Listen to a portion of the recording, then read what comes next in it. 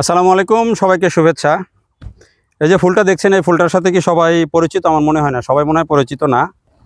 এটা হচ্ছে যে পেঁয়াজের ফুল, পেঁয়াজের বীজ হয় না, যে বীজ থেকে চারা হয়, চারার পেঁয়াজ যেটা উৎপাদন হয়, সেই চারার জন্য যে বীজ, সেই বীজ হচ্ছে এটা। এই যে এটা পাকলে, এখনো কিন্তু পাকে নাই, এখনো এটাকে বলা হয় ব্ল্যাক গোল্ড, কালো স্বর্ণ বলা হয় এটাকে। ব্ল্যাক গোল্ড কেন বলা হয়? এটার যে বীজের যে রংটা, এই যে রব্বানি একটু ক্লোজ করে দেখা হয় যে এখনো পাকে নাই, এই যে দেখেন, এই যে এটা হচ্ছে বীজ, পেঁয়াজের বীজ এরকম কালো। এবং এই পেঁয়াজের বীজের যে পরিমাণে দাম থাকে 1 কেজি বীজের, সেটি ওই স্বর্ণের দামের মতো, এই জন্য এটাকে বলা হয় ব্ল্যাক গোল্ড। এখন এই যে এইখানে আমরা, এই ক্ষেতটা হচ্ছে ঠাকুর লক্ষ্মী কুল, এটা নাটোর সদরের মধ্যে। এই যে দেখেন, এগুলা যেমন একদিকে হচ্ছে এখনো পাকে নাই, আবার এই যে এই পাশে দেখেন এটা কিন্তু পেকে গেছে। আর কয়েকদিন পরে আমার মনে হয় এগুলা উঠাবে। এই যে এগুলার মুখ ফেটে গেছে পেকে। ক্লোজ করে যদি রব্বানি একটু দেখা, আমি 2-3টা বীজ তুলি। ব্ল্যাক গোল্ড কেন বলা হচ্ছে? এই যে দেখেন, এই যে কালো, এগুলা পুষ্ট হয়ে গেছে, আর 2-3 দিন পরেই হয়তো এগুলো তুলে ফেলবে। তুলে এগুলো রোদে শুকিয়ে এগুলোকে মারাই করে তখন এই পেঁয়াজের বীজটা বের করা হবে। দেখেন, এই যে দেখেন, এই যে ব্ল্যাক গোল্ড, হ্যাঁ, এটা একেবারে কালো জিরার মতো দেখা যায়। কালো জিরার সাইজ একরকম, এগুলার একরকম।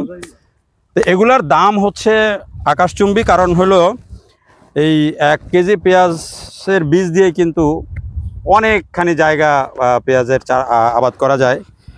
হ্যাঁ, ফলে এই পেঁয়াজের বীজের কিন্তু একটা দাম অনেক। এই কারণে অনেকে এই কদম পেঁয়াজ বলে এটাকে। এই পেঁয়াজটা রোপণ করার পরে কিন্তু এই পেঁয়াজটার নেওয়া হয় না। এই ফুলটা যখন আমরা যে পেঁয়াজের লালি যেটা কিনে খাই বলে অনেকে, যে পেঁয়াজের শীষ যেটা, ওইটা রেখে দেওয়া হয়। এটা টার্গেট করেই কিন্তু করা হয়, রেখে দেওয়া হয় এবং পরে এটা বড় হয়ে যায়, এটা শীষ হয়ে যায়। যার যেগুলো হচ্ছে পেঁয়াজ ওই এরকম বীজ করা হবে না, সেগুলো ভেঙে দেওয়া হয়। এটাই হচ্ছে নিয়ম। আর এই বীজটা সংরক্ষণ করাটাও কিন্তু খুব যত্নের সাথে সংরক্ষণ করতে হয়। বেশ লম্বা সময় ধরে সংরক্ষণ যেহেতু করতে হয়, যত্নের সাথে করতে হয়। এটাকে একেবারে এয়ারটাইট প্যাকেটের মধ্যে বা এয়ারটাইট বক্সের মধ্যে রাখতে হয়। মাঝে মধ্যে এটাকে রোদে দিয়ে শুকাতে হয়। যেহেতু এই যে এখন যে পেঁয়াজটা এখন উঠছে, এই বীজটা হবে, এই বীজটা কিন্তু 1 বছর পরে কিন্তু আবার কাজে লাগবে। হ্যাঁ, ফলে এটাকে এইভাবে সংরক্ষণ করতে হয়। এটাও একটা লাভজনক ফসল কৃষকদের জন্য। যখন এই পেঁয়াজের বীজগুলো যখন তোলা হবে, সংরক্ষণ করা হবে। তো কৃষিতে আসলে নানা রকমের বৈচিত্র্য আছে, বিচিত্র সব কর্মকাণ্ড। কৃষকরা এখন হয়তো আমরা কৃষকের যে বীজ উৎপাদন, সেটার দিকে আমরা খুব বেশি মনোযোগ দেই না। বীজ উৎপাদন নানান কারণে কমে গেছে।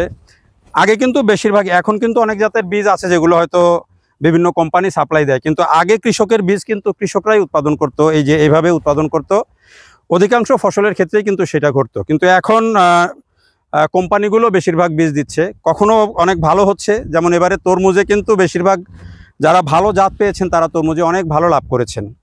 ফলে বীজটা কিন্তু একটা বড় ফ্যাক্টর। ভালো জাতের বীজ পেলে কৃষকদের ভালো ফসল হয়। এই জন্যে বীজ যারা কৃষকদেরকে দেন বা যারা উৎপাদন করেন, তারা কৃষকদের সাথে আসলে বীজ নিয়ে কখনো দয়া করে প্রতারণা করেন না। এটা কৃষকদের জন্য খুবই কষ্টের একটা বিষয়।